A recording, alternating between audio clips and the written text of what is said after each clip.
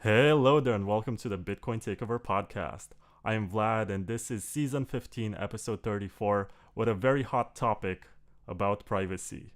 My guest today is Charlie Lee, the creator of Litecoin, and someone who has been pushing for fungibility for privacy for at least 5 years that I'm aware of. He's managed to do it with an implementation that's 100% compatible with Bitcoin. It's called MWEB, Mimble Wimble Extension Block. And I guess we're going to talk mostly about that, but there are also some other topics that are interesting and spicy that we can tackle. So, welcome again, Charlie. This is your fourth time on the show. Thanks, Vlad. Happy to be here again. So, what should we begin with? I think we should start with the spicy stuff before people get warmed up. You made a bet Sure. with Roger on, if I think it was the blockchain cruise or something. It was this large boat on which Bitcoin OGs enjoyed a couple of days, I think, during the previous halving, if I'm not mistaken. And you made a bet with Roger Veer about Lightning Network. And I think you were right, but he says that you were actually wrong and he was right. So how did this go? The Bitcoin cruise was quite a contentious cruise, if I remember correctly. This was during like the block size wars, and both camps were on a cruise, and there was like a big fight and argument that broke out. Um, yeah, and then we did an interview. We talked about a lot of different things. The interview is online. You can probably search for it and find it. Um, he was quite aggressive during that interview, but he wanted to make a bet with me about Lightning Network adoption, like within a year or something like that. And the bet was that I think it was like 1,000 stores accepting Bitcoin Lightning within a year. I could be wrong about details. Um, and if he lost the bet, he would wear a Lightning Network T-shirt and come on a podcast or whatever with me. And then if I lost the bet, I would wear a Bitcoin Cash T-shirt and go on a podcast with him. The bet was, I think it would be 1,000. I forgot the exact number, but I think it was 1,000 merchant or more accepting Lightning Network, and he thinks it'll be less. And what happened was a few merchant processors shared their stats about different merchants that use the merchant processor that accept Lightning Network, and there were, according to the stats that they shared, it was more than 1,000 stores accepting Lightning Network. I think it was like 3 or 4,000. But because they didn't they didn't publicly share each merchant, so there's no list of merchants. So there's no way to verify. Roger Ver claims that he won the bet because I couldn't prove that there were more than 1,000 merchants. And and likewise, I didn't think I lost the bet because there are stats posted by these merchant processors saying that there are more than 1,000 merchants. So the bet was kind of like not settled, and he still thinks I lost and refused to admit that I lost. But it's kind of past history. It's been many years already. Yeah, I think he underestimated the network effect that Lightning would have. But at the same time, he was right about some technical issues that would eventually cause it not to grow too much among early adopters. I think Lightning still has a place in Bitcoin, but it's not the only solution for scaling it.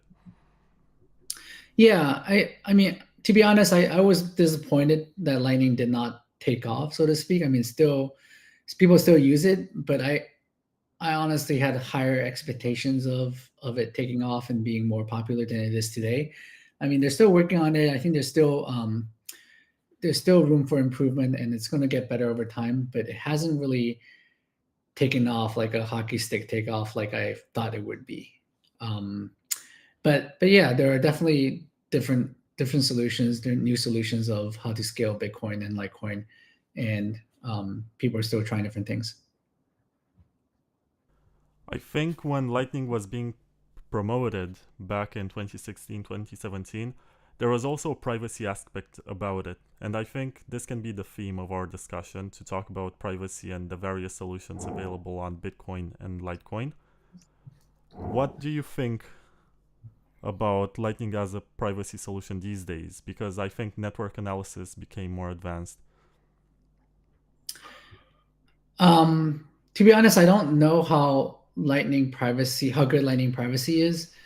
It all depends on whether the intermediate nodes are storing the data and then keeping track, and how easy it is for someone to kind of sit there and listen to all the Lightning Network transactions and collect everything and be able to figure out who's sending coins to who. I'm definitely not an expert in that, so I don't know how good that is. But it's definitely better than just sending on-chain transactions, because with on-chain transactions, everything is kept track of, stored on a public blockchain. That's also the criticism that I have for big blockers, because they don't see that it's a bad idea to put every amount of money that you spend ever on a public ledger. Second layers are a more elegant way to do this. But what do you think about all of these second layers that are being proposed? Do you have any favorite? Do you see Litecoin ever having BIP 300? I think, I don't have any favorites right now. It's still very open what's going to happen, what's going to succeed, what's going to do well. Yeah, I mean, Litecoin doesn't need second layer right now as much as Bitcoin does. And you're right. I think putting everything on a base layer is not the most efficient solution. It doesn't scale. It scales linearly, and you want something that scales exponentially. Because you want to be able, if you want Bitcoin to be the world reserve currency, you want everything on Bitcoin, right? Then you'll need to support like trillions of transactions and not just a few 100,000 transactions, right? So it really has to scale like by quite a bit of orders of magnitude, and that's not going to happen on the base layer, and for good reasons, because you want to keep the base layer decentralized. Otherwise, if no one can run a node to support Bitcoin or Litecoin, then it won't be decentralized. You have centralized nodes, and it's easy for anybody to shut it down, or a big government to shut it down.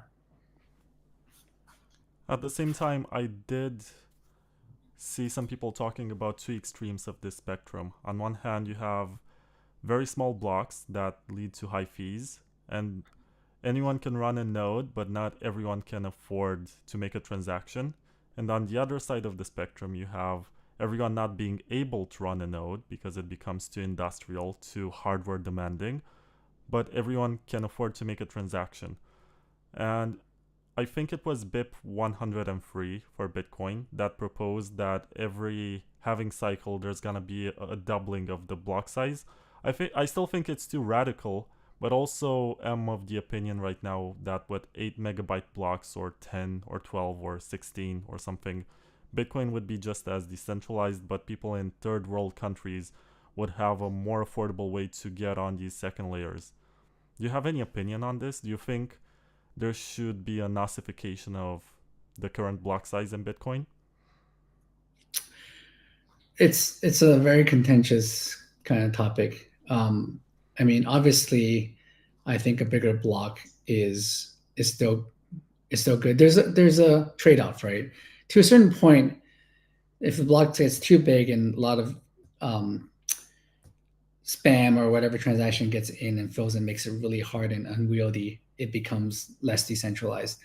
Is Bitcoin right now is playing it really conservatively, and Litecoin is 4 times the size of Bitcoin, so it's not as conservative as Bitcoin, but it's still pretty conservative. Where do we draw the line? Like, where is the tipping point where it goes from decentralized to centralized? There isn't, right? It's kind of a sliding scale. So no one can really say or prove that where we need to be, right? So Bitcoin is playing it safe. Is it playing it too safe? Possibly. But the idea is that we want the best of both worlds. We want to be able to have cheap transactions and still be decentralized. So the solution is a second layer or third layer solution where the base layer is expensive, is constrained, is limited, and is decentralized. And then you can have second layer or third layer that have different constraints and have a different trade-off, right? So, for example, Lightning Network today, people say it's a little bit more centralized, but that may be a good trade-off for efficiency and for low cost. That's always been the trade-off for most things. Where if you want something that's efficient and cheap, then you use a centralized solution, right? So most people will be okay with that for smaller payments, and I don't see a problem with that as long as you can always fall back on Bitcoin. Right? People like to use centralized exchanges like Coinbase or Kraken or whatever because they're efficient. But as long as you can always pull your coins out of it and store it yourself on the blockchain, in the self-hosted wallet, then that's fine, right? I don't see anything wrong with that, as long as you still have, and at the end of the day, you can still have control over your money. I think you mentioned something very interesting there, that Litecoin is 4 times the size of Bitcoin, but you're not taking into account one of the main topics of our conversation today, which is Mimble Wimble Extension Blocks. Basically, that extension blocks plays a double role. It's a block size increase, and it's also a privacy layer, both in one. And I want to tell you that I was able to synchronize a full node with Mimble Wimble, and it took me 5 hours with Litecoin Core. It was very fast up until last year, but the last year of Litecoin blocks have been, I guess, more bloated with transactions. I don't know exactly what happened there. Maybe you can talk more about it, but we should also touch on this topic of MWEB, Mimble Wimble Extension Block, because I spoke with a lot of Bitcoiners. I even interviewed David Bailey yesterday, and he told me he doesn't really know much about it. Is it by design that you're not advertising it too much and you want to develop it for mobile wallets to make it more widely available? Or is it just that people don't pay attention to developments in Litecoin? It's probably the latter. I mean, we're not spending money advertising it. I mean, Litecoin Foundation is a nonprofit organization. We don't have coins printed out of thin air to fund it. So we don't have money to kind of buy a Super Bowl ad. But we talk about it as much as we can, but people are not paying attention. Like a lot of people in the Bitcoin space, they don't care about Litecoin or any other coins. So that's one of the reasons why. It's definitely, it is a block size increase because it's extension block.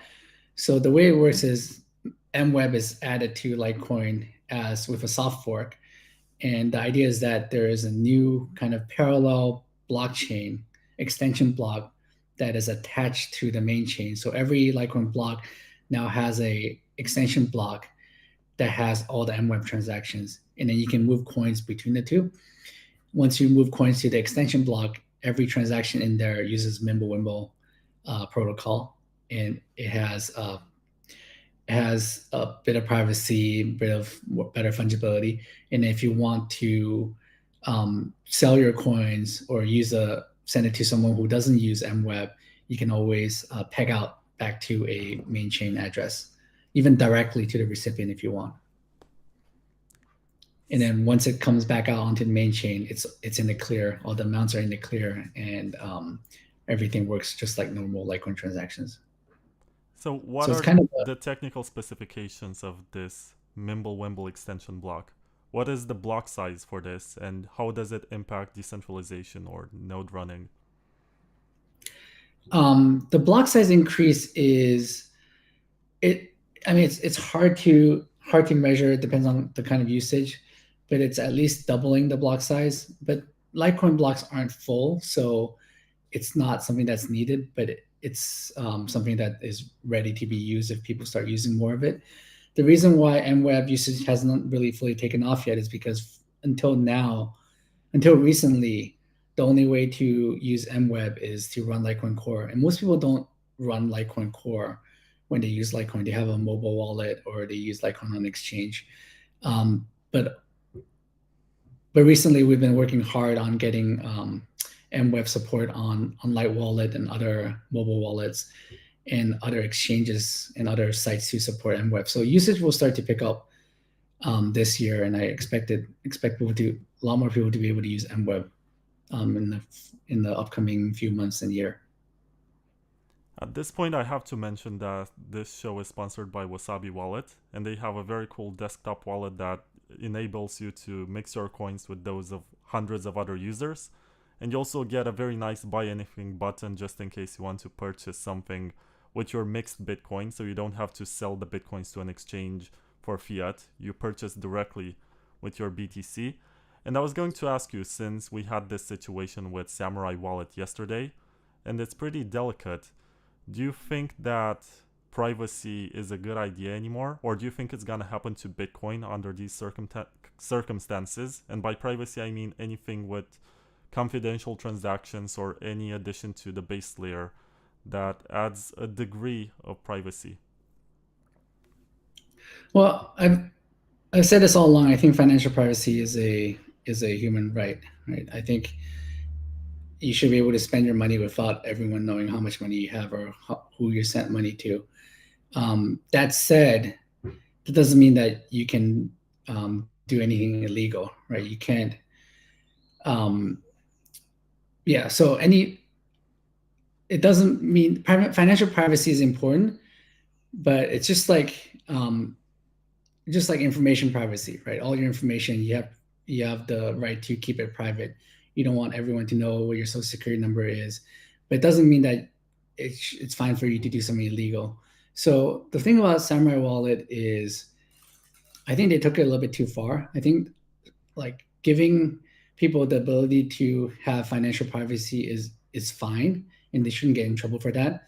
But the reason why they got in trouble is because they were actively supporting and helping criminals launder money, right? Which is illegal in most countries, and they're kind of flaunting it to the authorities and saying like people, the Russian oligarchs should use Samurai Wallet to do whatever they want and to launder money and do stuff. And I think that's why they got in trouble. I think it does set kind of a bad precedence, but I can see why the government went after them. I mean, it was probably their cocky marketing that got them in this position. It's almost like they asked for it, then all they did was to get information about what happened, and maybe that there is something. I don't want to speculate. Everyone is innocent until proven guilty. I believe in this. And I do believe that their wallet, for all of their criticism that I gave it over the years, because honestly, of course I'm biased because I'm sponsored by Wasabi, but if you run Samurai on your phone without a dojo, which is their full node implementation, you are sending the XPub, which is the master public key, to the Electrum server or whatever sort of backend they use. And they know all about your addresses, they know about your transactions, so even if you're mixing, they know which addresses belong to you and are part of your wallet. And if you're mixing with these people who are compromised, the value of your privacy is also diminished. Yeah, and I think most people using Samurai Wallet was using that, right? We're sending their XPub key to Samurai servers. And crazy thing is now the US government has access to all the Samurai servers, and now they know all your XPub keys and can like correlate all the transactions. And so it's crazy. So privacy is still not great if you're using a centralized service for that. Yeah, and I think this is a nice way to introduce Mimble Wimble, because there's also some mixing in Mimble Wimble. There's also some pruning for efficiency, and it was added with an extension block. There are two sides of this conversation. First of all, what is Mimble Wimble? And why did you go for Grind++ as opposed to... I do remember this very clearly. It was 2018. You first looked into confidential transactions by Blockstream, Adam Back, and I guess also Greg Maxwell. They worked on that. And then you wanted to work with Beam, but then you settled for Grin++. So what is this? How does it work? Yeah, so confidential transaction is one of the technologies behind that's included with Mimble Wimble. Confidential transaction, or CT, basically is a way where transaction amounts are blinded. So what that means is they're hidden from everyone else other than the recipient and the sender. So so to everyone else, you see a transaction, you don't know how much was sent, how much was received. All you can do is look at the transaction, prove that the amount of coins sent is equal to the amount of coins received, and that means no coins were printed out of thin air. That's the danger of something where it's hidden, right? The benefit of a open blockchain is that everyone can look at it and see that if I sent you one coin, my account balance went down by one, your account balance went up by one. Nothing was created out of thin air. No coins were destroyed. But with hidden transaction amounts, we can't do that. So we need proofs or stronger cryptography to prove that no coins were created out of thin air. And because of that, confidential transactions are like 10 times the size of regular transactions. They're just huge because of the proofs to prove that the inputs add up to the output. And for the to be more specific, it's proving that none of the numbers are negative, because it's easy to say A plus B equals C plus D, but it's harder to say A is not negative and B is not negative. And to prove that, it just makes the transaction a lot larger to include these proofs. So that's confidential transactions, or CT. And I think that's like, I believe that helps with fungibility and privacy a lot, because for most people, you just don't want everyone else to know how much you paid or how much like salary you got, because it's easy to kind of see you have like 1,000 Litecoins, you got like 5,000 Litecoins every month from whatever job you're doing, and then you're paying like 1 Litecoin or like 0.1 Litecoin to Starbucks to buy coffee. So hiding the amount takes you most of the way there for privacy. The other thing that Mimble Wimble does is it has something called cut through. All that means is that every transaction, all the inputs and outputs of a transaction in a specific block is added together into one large transaction with hundreds of inputs and hundreds of outputs.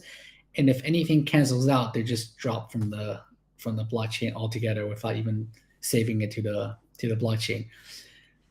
Specifically, what that means is if, for example, I sent you 1 Litecoin and then you immediately sent that 1 Litecoin to someone else, then the fact that I sent you that 1 Litecoin isn't important, because all that matters is I sent 1 Litecoin, the final recipient received 1 Litecoin. So the transaction to send 1 Litecoin to you and for you to send 1 Litecoin to the final recipient can totally be dropped from the database from the blockchain. And that's one of the kind of the features of Mimble Wimble, is the ability to collect all the inputs and outputs and drop whatever it cancels out. And that adds a bit of privacy to the blockchain, because transactions that are canceled out are just totally gone and never recorded. And the other thing about Mimble Wimble is it makes it very easy to do something like coin join, where because amounts are not public, they're blinded. It's easier to do coin joins where you just combine all the inputs and outputs into one huge transaction and submit that to the network. Yeah, honestly, I tested this. I was part of the original Mimble Wimble Extension Block torch, and I found it fascinating. And I even challenged people to look at the address and try to figure out how many coins I transferred. We even joked while passing the torch that there is no way to prove that we actually passed the torch and it's not some other amount that we used. That's true. Yeah, you kind of had to trust that you did.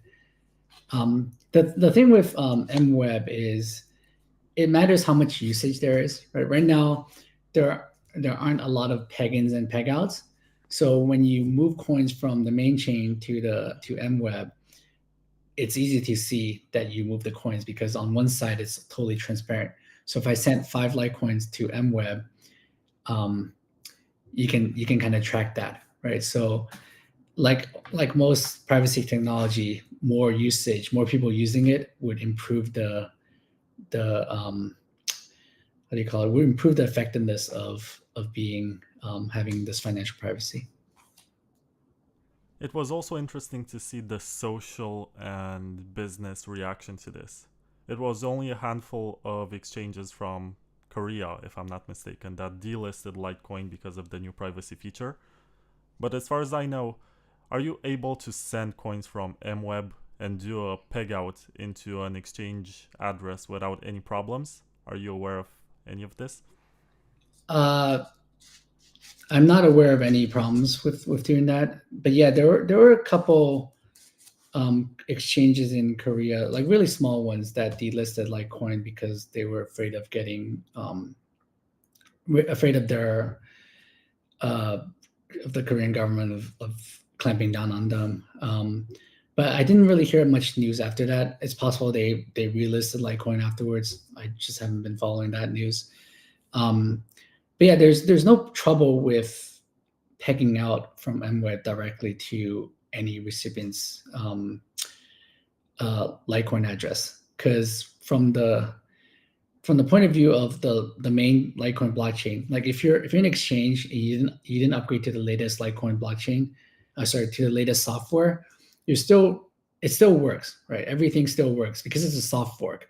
Like you won't be managing and updating the MWEB side of things, the extension block side of things, but from the main chain point of view, when coins are sent to MWEB, they get sent to a holding address, and that holding address includes all the coins that are on MWEB.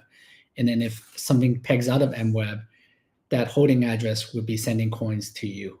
So yes, you can know that a coin is coming from MWEB by just seeing where it's coming from, but exchanges just are okay accepting peg out transactions to when you're depositing coins to exchanges, from what I know. That's very important because usually when people use privacy tools, they're concerned whether or not they're going to be able to enjoy the same sort of experience. With coin joins, for example, on Bitcoin, people say, oh, but this exchange is going to block my transaction and ask me for more documents, ask me questions why I decided to coin join, why I did this, what I'm hiding, the origins of my coins, or whatever. But with MWEB, it seems like there's just a peg out from this extension block into the main chain, and I don't think it causes as much trouble. It's not as suspicious, if you ask me. For now, yeah. I mean, we'll see how things develop. I mean, it's kind of understandable for exchanges to ask more questions, and as long as you're not doing anything bad, I have no problem answering the questions: where the coins came from, what the source of funds are. It's kind of similar to if you go to like if you're wearing a mask and you go through a TSA checkpoint, they ask you to take down the mask to see who you are, right? To compare your face to your ID to make sure you are who you say you are. And there's nothing wrong with that, right? I mean, for most people, it's fine. It's kind of similar to that. If you're not doing anything wrong, it's just a little bit of a hassle. But I can understand where they're coming from. Why didn't you ask more questions? I want to ask you more questions about Mimble Wimble, but first I need to thank the almost 2,000 people who are watching this on X/Twitter, whatever you call it these days. Thank you for being here, guys. And I have to read an ad for hodling.ch, which is a business from Switzerland. And they say at Hodling SA, we are here to simplify the complexities of Bitcoin security, providing peace of mind through secure, private, and self-managed environments. In the Swiss tradition of precision and security, our services assist you in setting up, maintaining, and operating a self-custodial Bitcoin infrastructure, from the selection of multi-signature configurations and hardware wallets to ensuring your setup is robust and tailored to your needs. So check out hodling.ch if you have a lot of Bitcoin, maybe, or you're part of a company that's holding Bitcoin, because they're very cool and you get some privacy with that because they're from Switzerland. But I wanted to ask you, Charlie, because you're using basically Grin++ on an extension block. And as far as I know, Grin has no addresses. So how was it possible to put Grin on something which resembles the architecture of Bitcoin? I mean, the architecture is a little bit different, right? So, but our developer David Burkett worked on Grin++, and he was able to come up with a solution so that there are addresses and there are ways to send coins to an address as opposed to needing both parties to be online to negotiate the transaction. So I think that's something that's very important. One of the features of Bitcoin is that you can send coins without the recipient being online and without needing to communicate with the recipient. Unlike Lightning Network, where you need to do something like that.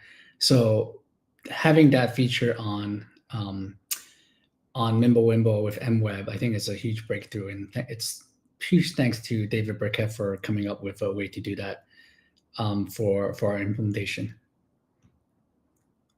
If I'm not mistaken, it was Have you talked to Blockstream. David Burkett yet? I haven't interviewed him yet. I should, because Yeah, I think you should. I'm pretty sure he has a lot of interesting stuff to say.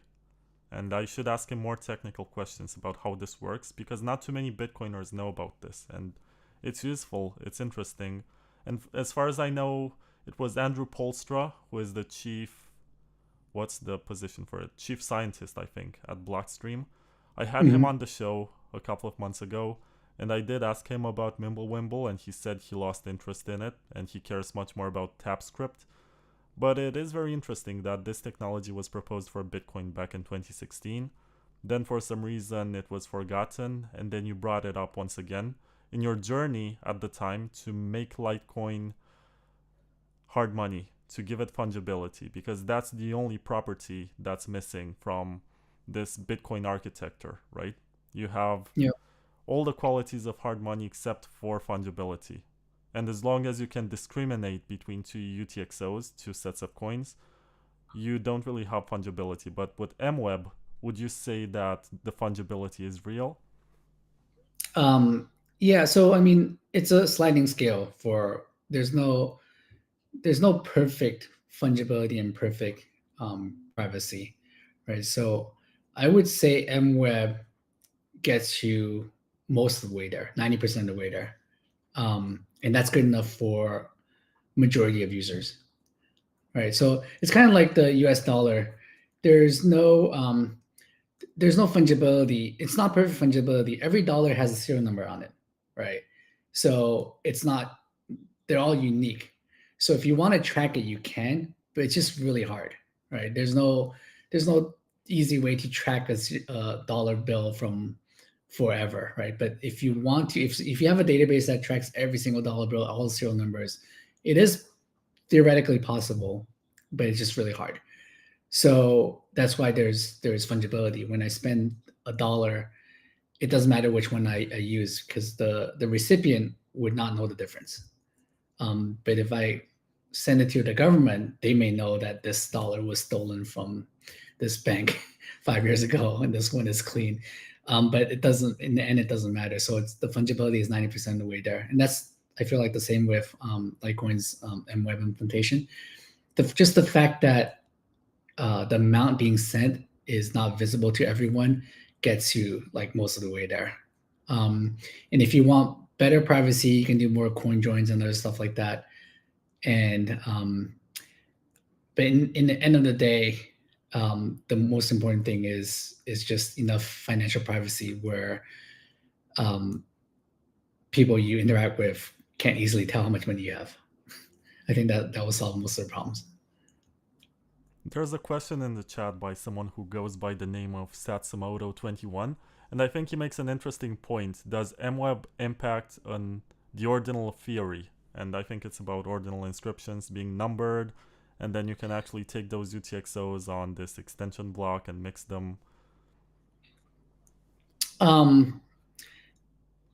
So I mean, you can't track sats on MWEB like you can with the regular blockchain, but it doesn't it doesn't interfere with ordinals theory in the sense that from the point of view of the main chain, when you send coins to MWEB, they get sent to a holding address, and then that coin, when coins come out, you will get a different SAT. So it will break that, but it doesn't. You can still track SATs through the MWEB address and back to another user, another address. So it's still trackable, all the SATs. So it doesn't break that, but you can't really track a SAT through MWEB and back. I think you mentioned something very interesting in regards to doing coin joins inside of MWEB, because currently when you do a coin join, there's a bit less trust involved. But there is some trust involved in the coordinator. But you can at least see on the base layer how much Bitcoin was part of the input and how much of it was part of the output.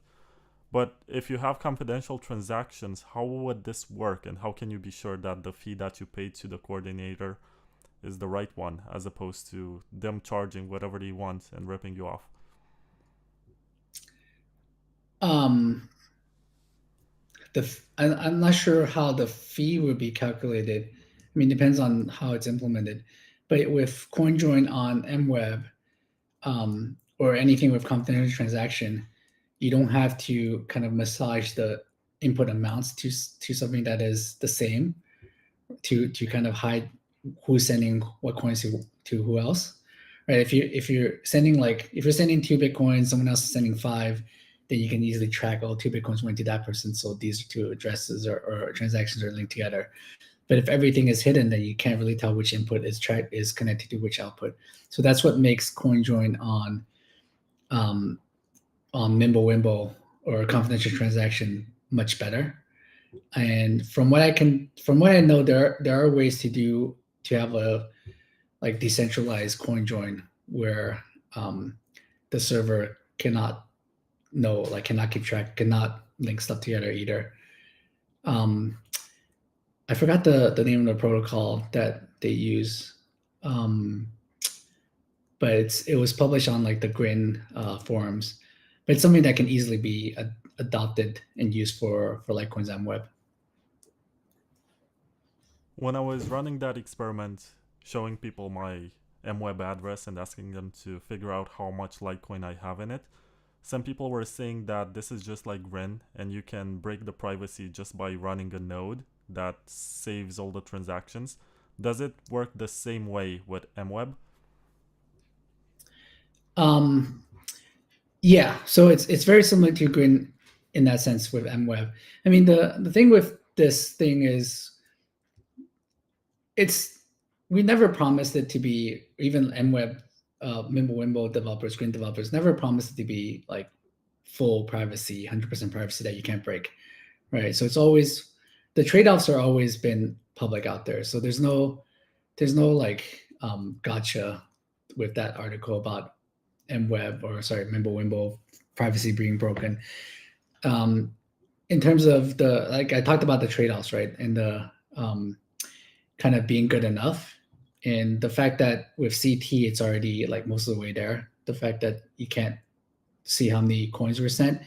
And what really, for better privacy, you would need something like CoinJoin, right? And MWEB makes it very easy to do CoinJoin. So the base protocol of MWEB is mostly just confidential transaction, with cut-through being able to kind of save some space. And it's half a scaling solution. The other half is a fungibility privacy solution.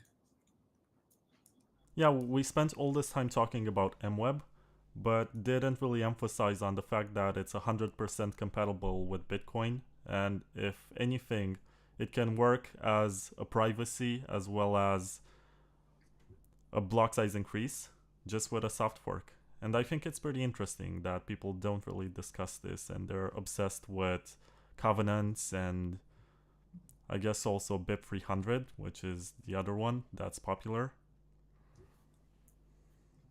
Yeah, and I mean, I don't see Bitcoin adopting MWEB anytime soon. Bitcoin is probably a little bit too conservative to do something so drastic. It's definitely cool to have something like this work on Litecoin.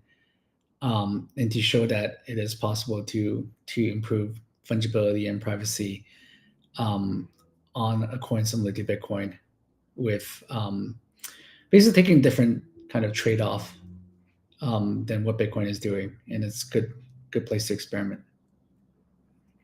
I think it was courageous of you and the rest of the Litecoin team to diverge from Bitcoin Core, because right now you have to keep up with whatever gets added to Bitcoin Core as well as what's happening on Grin to update both clients to keep this running and make sure it doesn't break. So it takes a lot more engineering right now than it did before. Yeah, it's definitely a big step for Litecoin because I mean, other than MWEB, we haven't really changed anything from the initial kind of fork from Bitcoin. So it's been mostly just getting updates from Bitcoin changes. So MWEB is one of the major change from Bitcoin that Litecoin development team has done. Well, you're minimizing your contributions, I guess, because you did help with SegWit adoption. And I think it was Grossel coin before Grossel coin or whatever, before Litecoin. But it was Litecoin that really made a difference with Shaolin, Fry, and all of that movement. I think you put like $1 million of Litecoin in a SegWit address to prove that nobody can steal from it, and I think it's still there. This played a major role in helping Bitcoin scale forward during the block size wars. I guess too many people forget about this. Yeah, I mean, it's hard to it's hard to know how much Litecoin helped in the Bitcoin scaling wars. Um, I personally think, but of course I'm biased. I personally think it was huge for Litecoin to activate SegWit and prove that it was safe.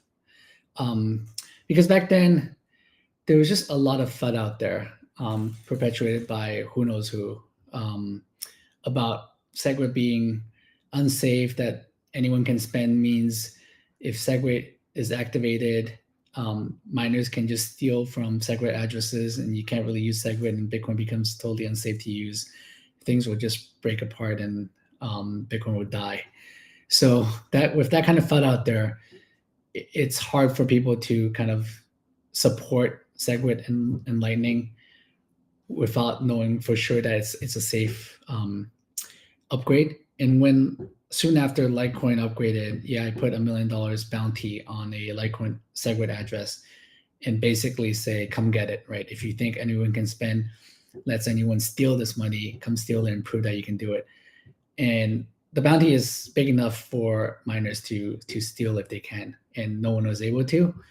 That kind of proved that this whole thing was FUD, and that there's nothing wrong with SegWit. And I think that really helped kind of turn the tides in terms of public support of Litecoin. And there's also this push for UASF, which I kind of threatened on Litecoin also when the miners refused to activate SegWit on Litecoin. Funny thing is all along, I knew that activating SegWit on Litecoin would help Bitcoin. And that was one of the motivations behind doing it. And the miners kind of knew also. So, but then they can't really say that they don't want to activate SegWit on Litecoin because of that, right? Like Litecoin on SegWit is supported by like 99% of Litecoin users, is supported by me, the creator of Litecoin. So for miners to go against the community that way on Litecoin is just it's tough for them to do. And they knew that if they supported it and Litecoin activated SegWit, their position on SegWit on Bitcoin would be much harder to hold up. And that's exactly what happened. So once Litecoin SegWit activated on Litecoin, it just became too much for them to keep SegWit back from Bitcoin. And soon after, Bitcoin activated SegWit also. Yeah, I also want to know your opinion on sidechains because you spent a lot of time looking into this. But before that, I have to mention that this podcast is also sponsored by Layer 2 Labs. And I got a message from Paul Stortz, and he told me to read this in a monotone tone. Is Blockstream going downstream? Has RGB getting you down and brown and ground? After a long day of listening to Peter McRetard, Why not feel something for a change? Feel alive. Join Layer 2 Labs and make everyone feel sad and frustrated and angry. Our next ritual is at 3 a.m. in the ancient forest. See you there. I'm Paul Stortz and I approve this message. Or do I? Anyway, what do you think about all of these That tells me proposals? nothing about what Layer 2 Labs does. Go to the dark forest to find out. Yeah.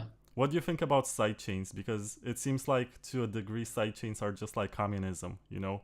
The real one was never tried. You only have these centralized implementations. You have Liquid, which relies on a federation. You have Rootstock, which runs on HSMs, which are still trusted. And they're fighting to create some trust minimization somehow.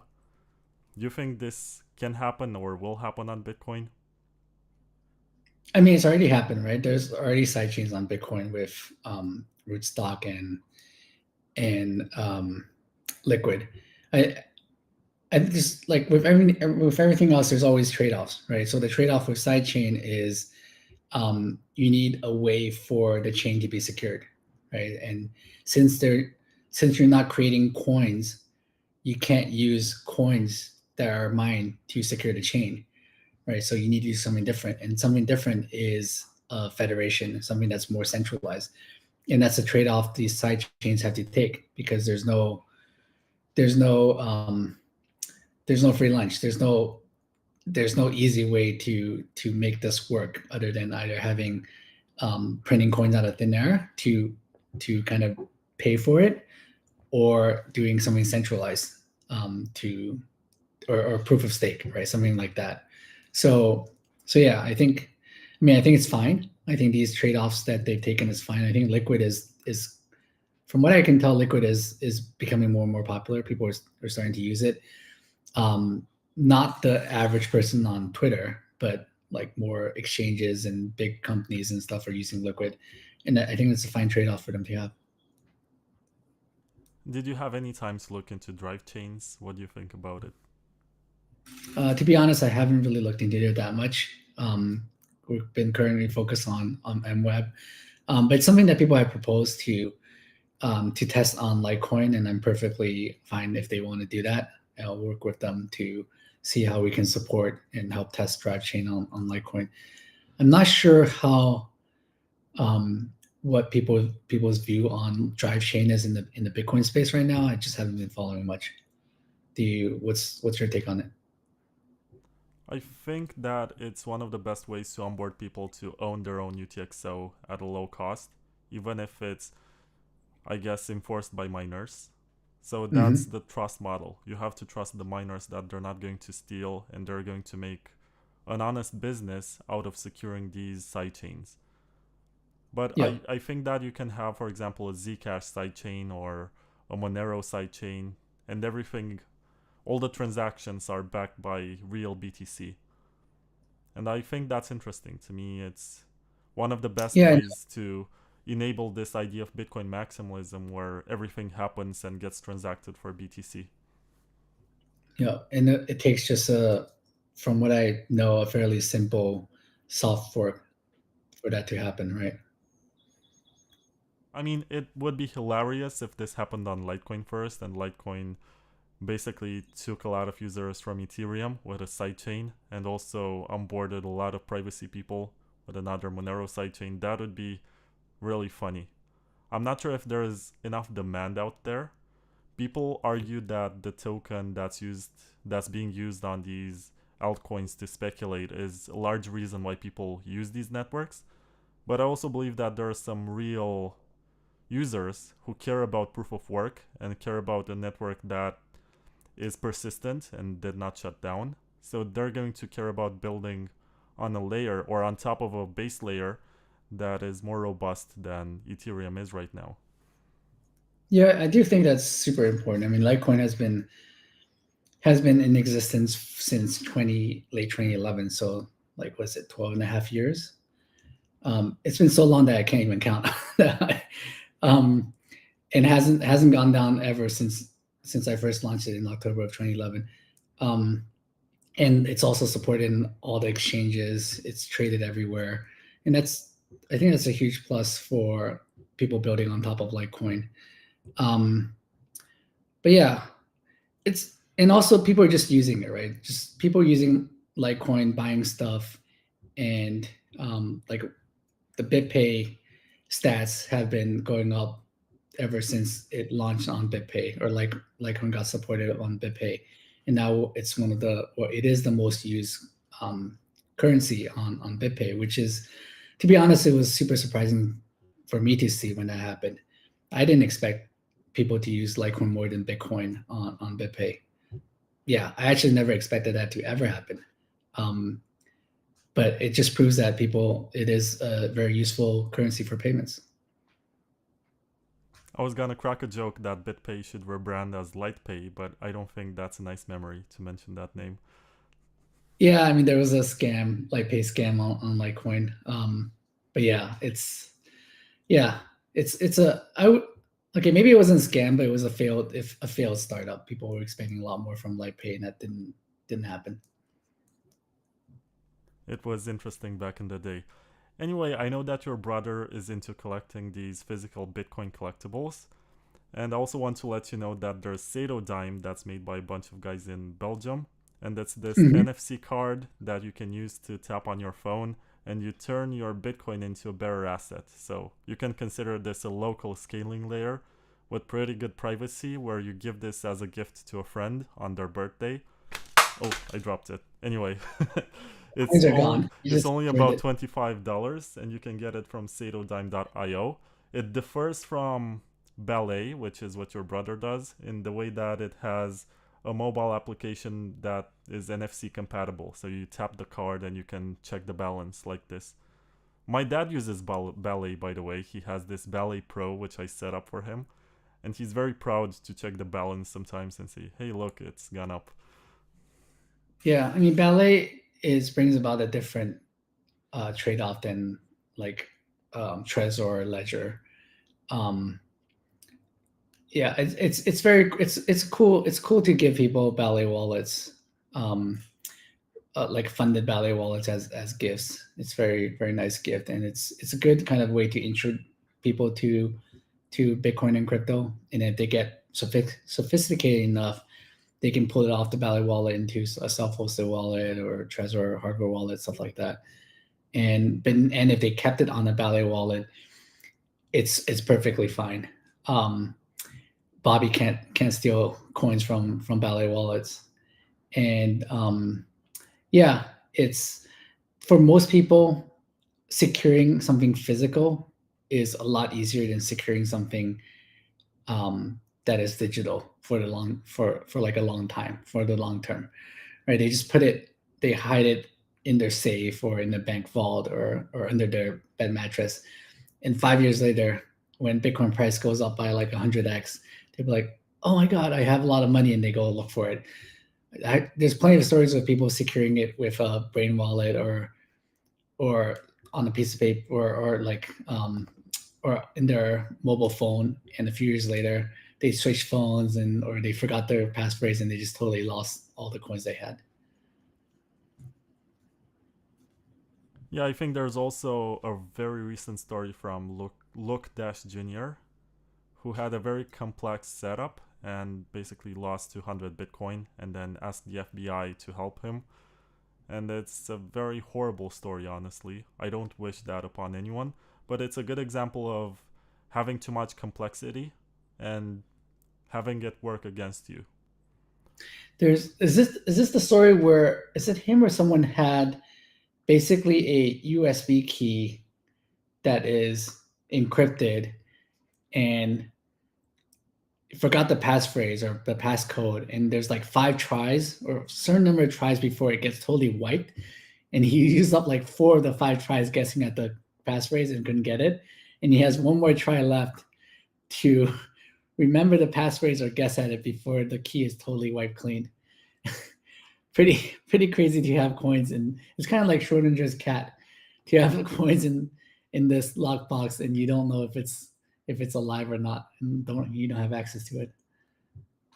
Yeah, that's horrible. And meanwhile, you have lots of OGs who find their old hard drive and they find that wallet.dat file and they are able to retrieve their Bitcoin or Litecoin or whatever. It's pretty incredible.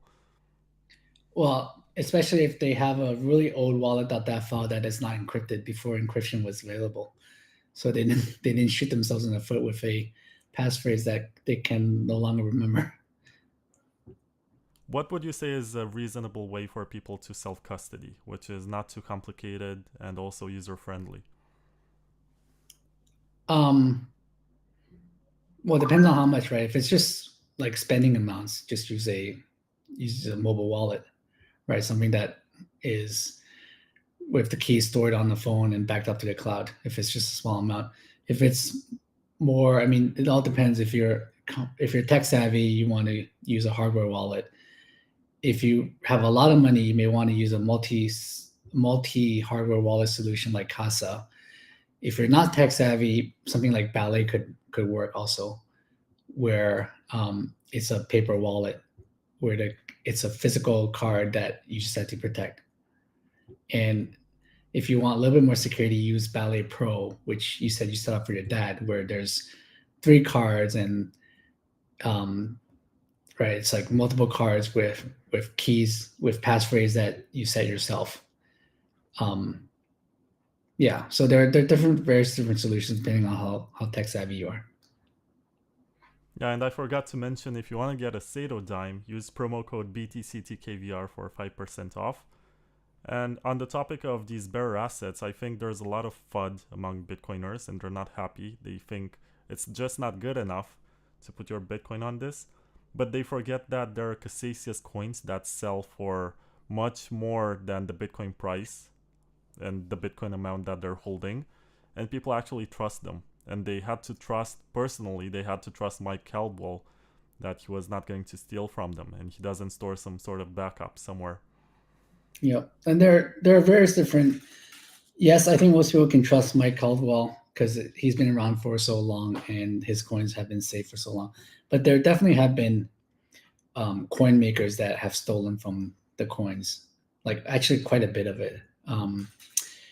Speaking of which, I'm actually having a panel with Bobby at Consensus this year to talk about various physical Bitcoin, Litecoin, and stuff like that. Yeah, I haven't been to a conference in quite a while, so it'll be other than the Litecoin summits and stuff. I haven't been to a Bitcoin conference in a while, so it should be pretty cool. Yeah, if you have a code or something for ticket discount at Consensus, you can mention it. Nah, I don't. You have to pay full price.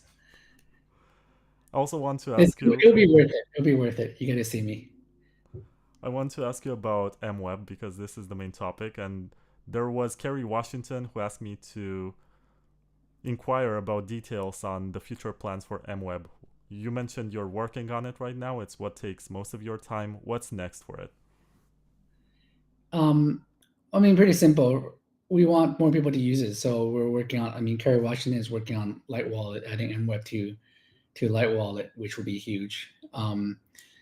Working with other people to support MWeb for other mobile wallets and other wallets. Just having more people, making it easy for people to use MWeb is kind of the most important thing.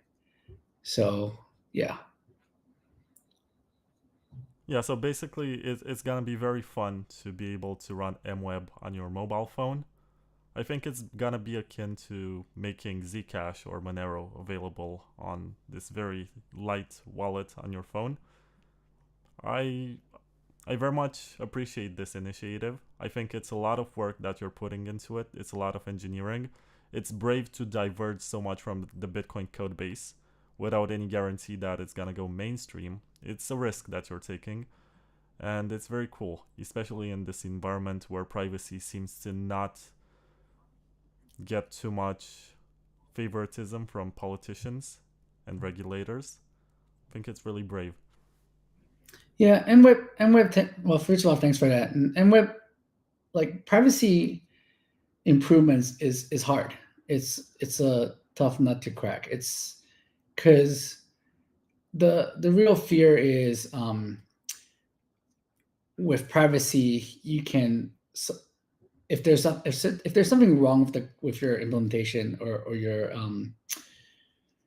or the or the design, you can have a fatal flaw where someone can be printing money out of thin air without anyone else knowing, right? So Litecoin has 84 million total Litecoins in existence.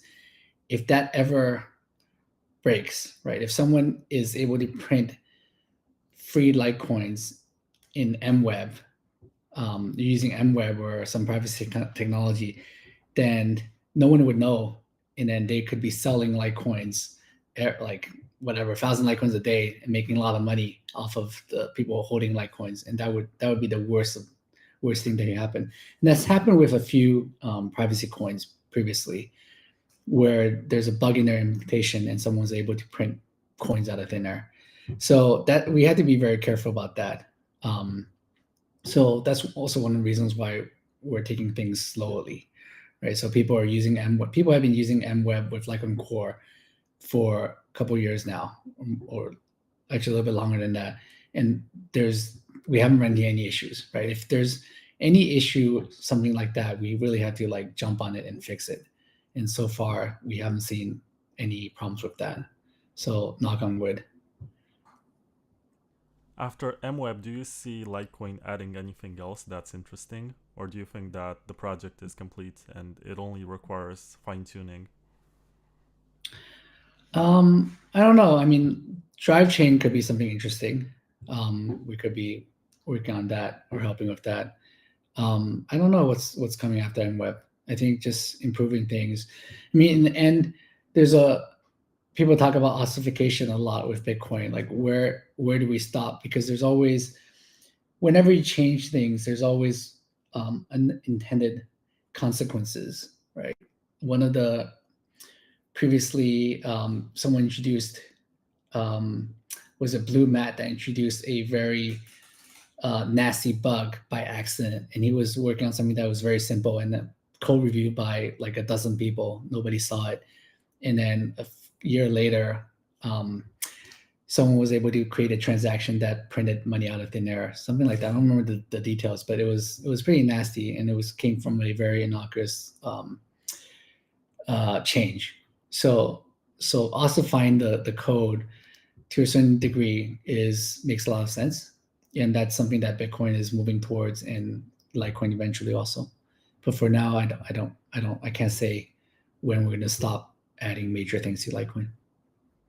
Regarding that 2018 Blue Mat story, which accidentally included this inflation bug, it was not exploited. So the Yeah, people who it was exploited. there was this Bitcoin Cash developer who discovered it, and he Mm-hmm. disclosed it honestly. And I interviewed Dedalnix. I think his name is Amari or something. And Yeah, the original big Bitcoin Cash lead developer. yeah, and he told me the story about it, and he said that he never considered. He was one of the first three people to know about the inflation bug, and it was at the height of the fight, at least between the marketing of Bitcoin and Bitcoin Cash, with all of these domains that were misleading people into buying BCH and whatever.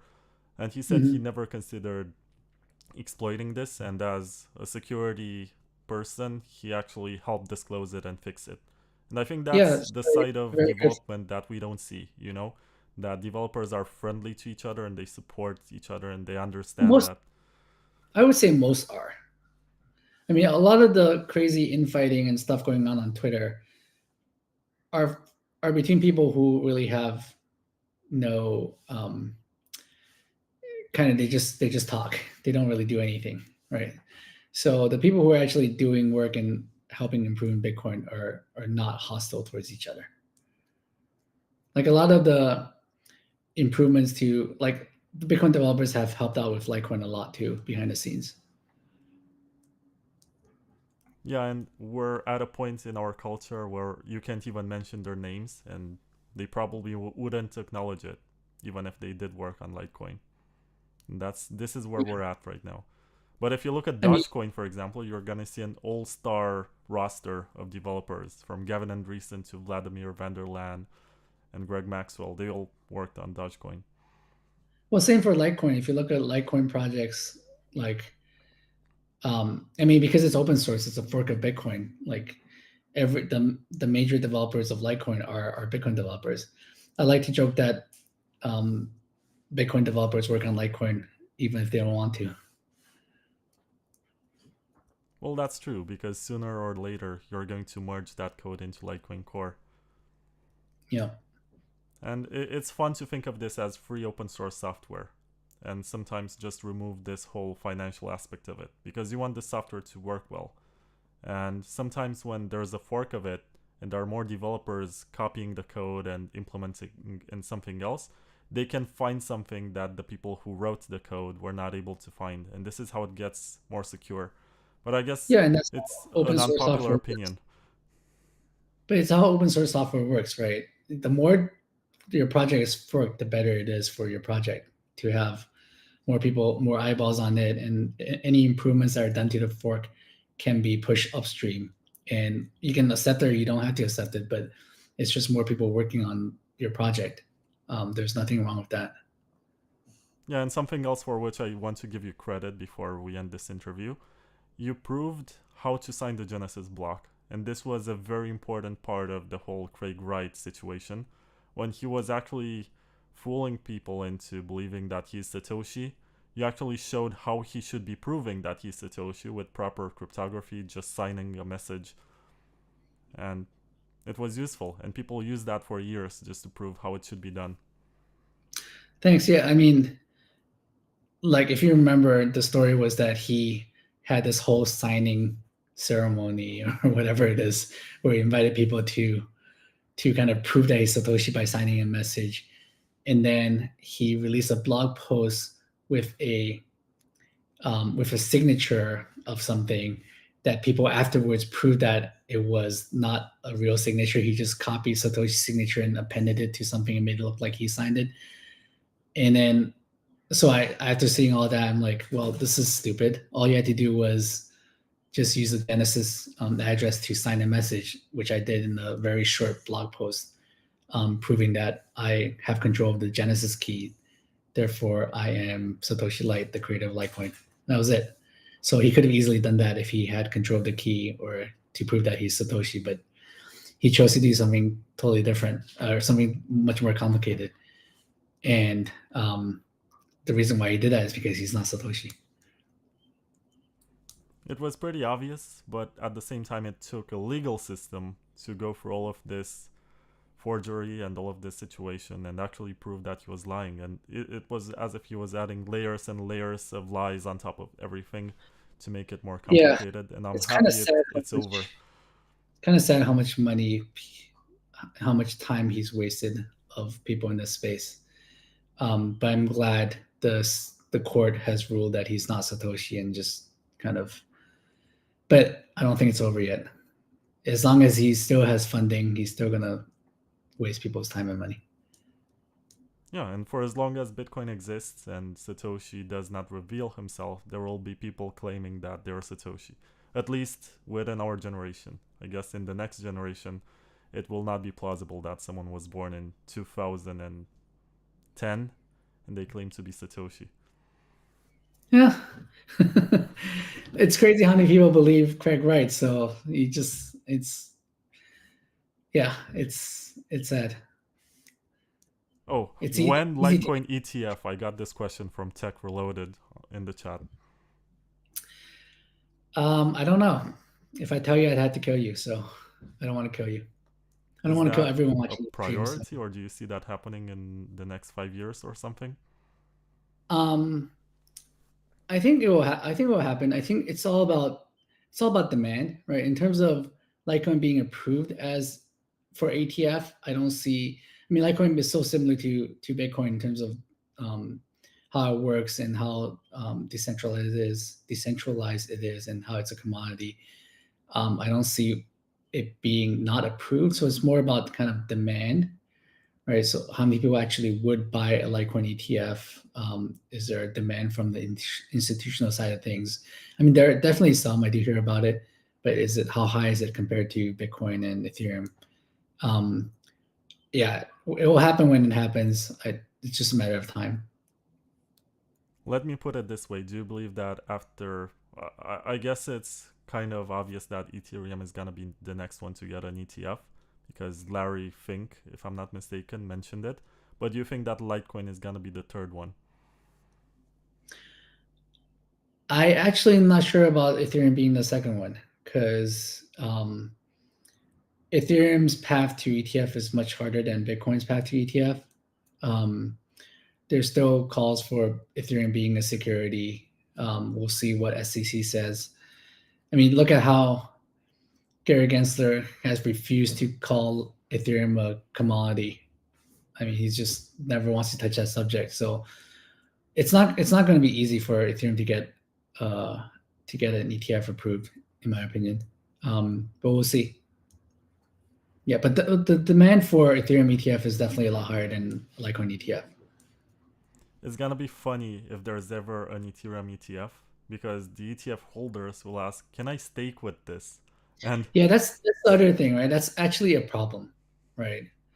Like for Ethereum ETF to succeed, it needs to have staking, right? If Ethereum ETF doesn't have staking, most people won't buy it, or I wouldn't say most, but a lot of people won't buy the ETF because it won't be generating staking income. But if it does have staking, how does the SEC handle that? How does the financial institutions handle staking income for an ETF? That's never happened before for any kind of ETF, commodity ETF, where the commodity can produce more commodities of the same type. It's a new thing that they would have to figure out a way to kind of shove it into the existing system. there's Justin Small in the chat who says that you're the real Satoshi and says that it's a real possibility. And I just want to thank the 2,518 people who watched this on Twitter. It's a lot of fun, and thank you for watching this live. Yeah, thanks. I'm not Satoshi. But Like, can you prove that you're not Satoshi? Can you prove a negative? um, I can't. I can't. Um, I'll say one thing though. The only way for me for it to be possible for me to be Satoshi is if I have multiple personality disorder, and my current personality doesn't know that my other personality is Satoshi. That's a fair way to put it. But please don't go to BBC and tell people that you're Satoshi. Don't let that other personality to take control over you. Yeah, I won't. He hasn't taken control for about 9 years, so it should be fine. 9 years?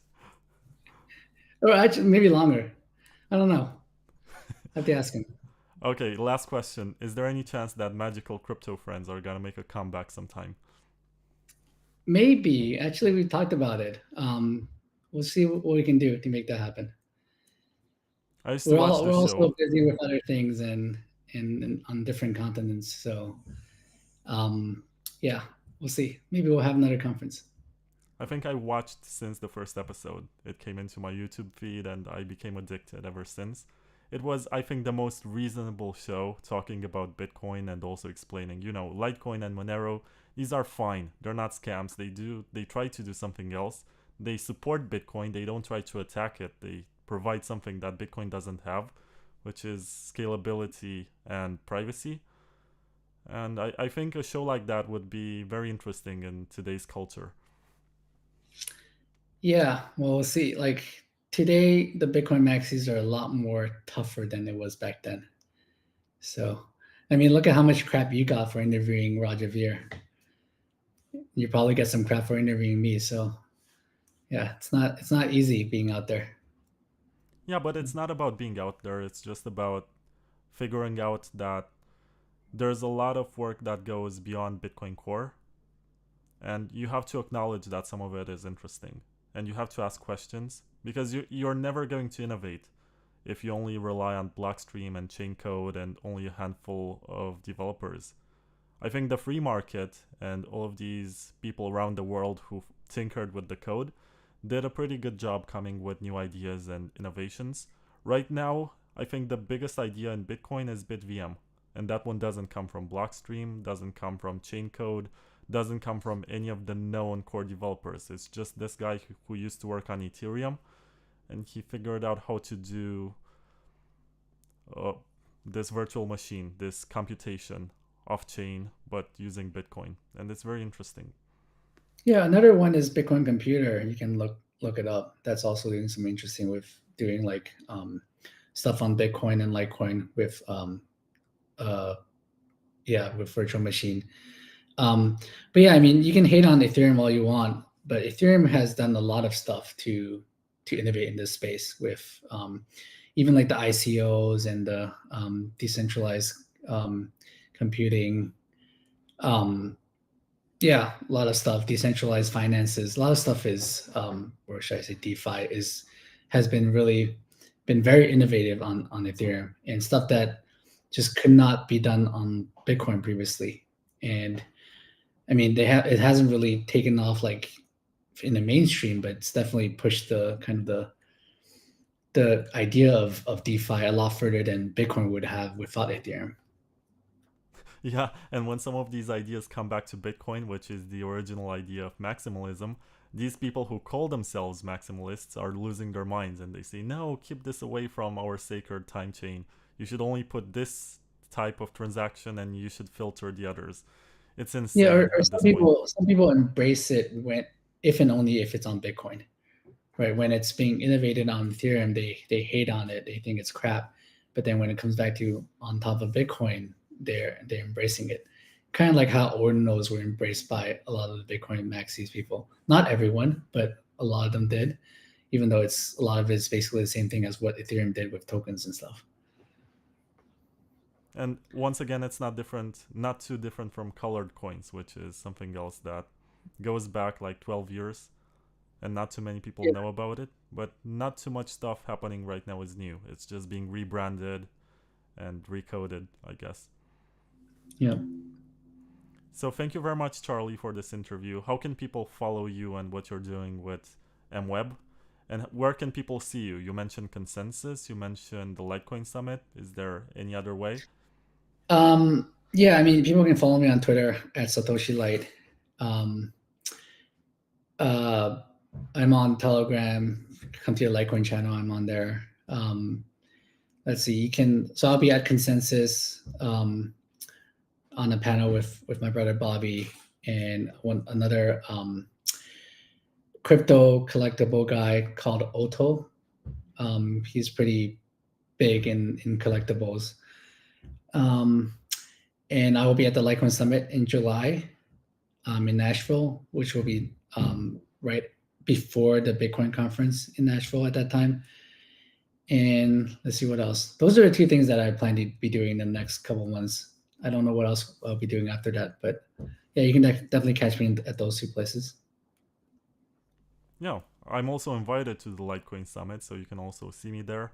I'm gonna do a presentation about Bitcoin maximalism and where Litecoin positions itself, at least in my opinion, in this whole view, and whether or not the future is multi chain. I think this is an interesting conversation to be had. Well, I mean, we already know that.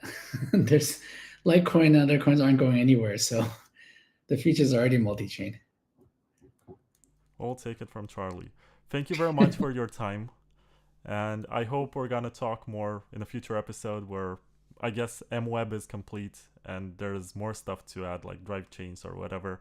And that can be very interesting because Litecoin, people say, I mean, people, people like Francis Pulio or whatever very toxic maximalist is on Twitter, they say that Litecoin is the dumbest fork of Bitcoin because it doesn't do anything different. But they're not up to date with what's happening, and I like that you guys are taking this approach where you're testing ideas that Bitcoin, I guess, these ideas are too experimental or too bold, too edgy for Bitcoin. And you're embracing them and you're proving that they work. And I think MWeb is very interesting and very useful. And I have been using it. So thank you very much for that.